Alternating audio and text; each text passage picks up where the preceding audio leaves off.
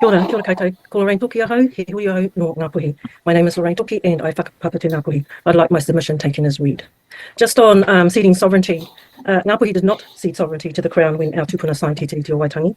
The treaty, the Waitangi Tribunal report from the Stage 1 Te Paparahi o Te Raki hearings confirms what Ngāpuhi already knew. We did not cede sovereignty. Now, my oral submission is mostly around historical things that are repeating themselves today, touch briefly on equity, settlement negotiations and our mokopuna.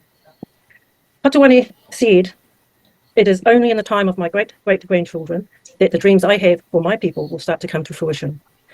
Now you chase me away. In the time of my great-great-grandchildren, you will come looking for me." Now that was referenced in Waitangi 2024 by two of Patuane's descendants. I want to talk about the process. The process has not engaged Ngāpuhi whānau and hapu. There has been no engagement. And if there has, I'd be interested in who with. The proposed bill itself seeks to destroy the very fabric of our whānau. And this government has a responsibility to strengthen Aotearoa, not knowingly have a coalition agreement that is destroying the very fabric of our whānau, of our communities. The bill alters the recognition of whānau and hapu in the name of equality, of all things being equal. So the bill infers that we are all born equal, and we're not. We're not born equal. There's no equality in a society that alienates people from their whenua, from their reo, from their mātauranga, their taiao. We lost thousands of acres through private and government purchases, policies that had nothing to do with equity and equality, more to do with greed, I would suggest. And history today is repeating itself. Only this time it isn't our whenua. We haven't got a lot left. It is us. We are being traded. After the signing of Te Tiriti o Waitangi, settlers and companies representing them attempted to purchase land without consulting with Māori, and it is still going on. That behaviour is repeating itself today, attempting to change the very fabric of our whānau without consulting, although today we prefer the word engaging. There is nothing in this bill that will improve our economy. I don't see where whānau will benefit economically because the right to make decisions with our supposed partner will not exist, and it barely exists now.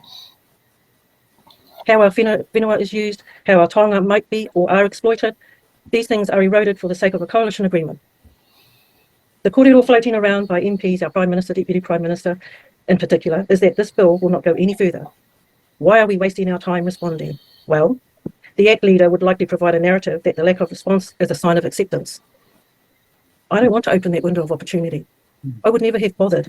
This process has brought a lot of us together, yes, Māori and non-Māori, but it has also enabled to create a hostile environment with misinformation being peddled by ACT and supporters of like-minded people.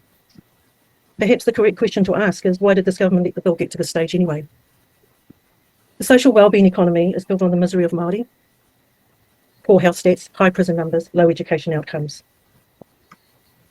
That in itself, if there was true intent to devolve, perhaps these stats might be a little bit different, significantly different.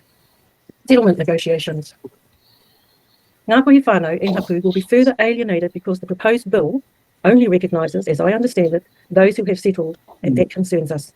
The initial draft of the proposed bill was broad on this issue and has since been amended, as I understand it, to be more specific when it comes to the rights of hapu and iwi who have settled. The amended wording, and I stand to be corrected, to provide that the rights of hapu iwi differ from the rights of everyone else only when those rights are agreed to as part of a treaty settlement. An afterthought, I suggest, and I wonder how many more afterthoughts there will be to further alienate hapu and iwi who are still to negotiate and settle. Equity. The exercise of fairness and equality will not be realised in a bill that isn't able to express the true essence of patahitanga, whanaungatanga, kaitiakitanga, manakitanga, etc. These are expressed and provided for in Te Tiriti o Waitangi and are silent in this proposed bill. Our mokopuna, our taitamariki, our rangatahi, they have a right to be heard. They are intelligent and astute. They are proud and they are courageous. They have the reo and they have common sense.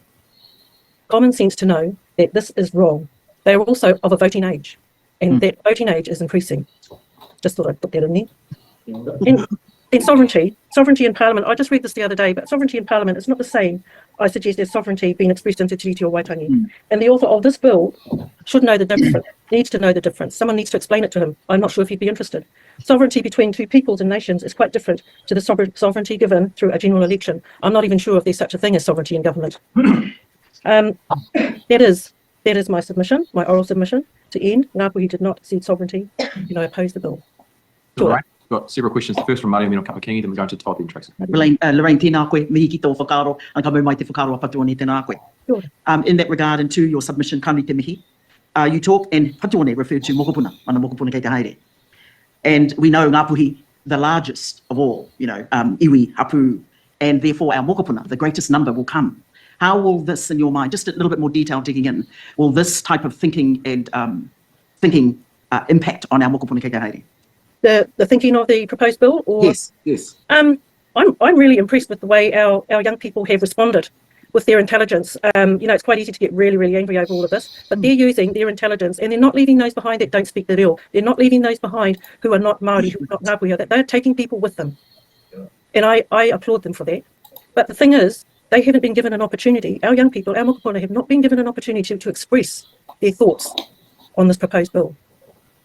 I hope I've answered your Tēnā koe. Thank you, Lorraine. We'll go to Todd Stevenson at this time, Tracy McClellan. Thank you, Lorraine, and thank you for submitting this morning. I think we all accept people are born into different circumstances, have different abilities, etc. But do you think it's important that people are treated equally before the law and have equal protection before the law? Well, I'm not a lawyer. And I'd like to think if I do need legal advice, if I do need to go and find some advice, I will be treated fairly. I'd like to think that. I'd like to think that the policies that are put in place are going to treat me the same as my neighbour, regardless of ethnicity. Thank you. I don't have that confidence. Final question from Dr. McClellan. Thank you. Thank you, Can we Lorraine. clarify that? Thank you, Lorraine. And you said something early on, much more eloquently than I'm going to attempt to restate it. But the general gist of it was, why now, when a deal, a agreement, a treaty has only now just started to be enacted, barely at that, why now is it time to pull the rug out and change the rules? Do you have any thoughts on why this is happening now, just when we're starting to get some momentum and actually honouring Te Tiriti? You know what I think, honestly? It gets votes. No. Thank you, Lorraine. Honestly.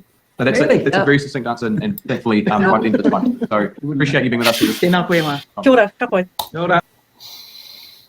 I love that final bit.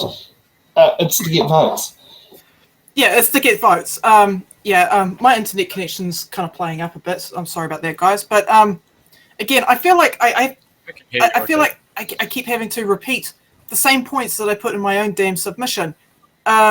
One, the bill was developed about partnership of iwi hapu other Māori organisations. Two, the treaty is not a divisive document. Its purpose was to establish a relationship between two governing groups. Three, the principles of the Treaty of Waitangi Bill appeared to be motivated by Act Party ideology rather than historicity of the Treaty of Waitangi.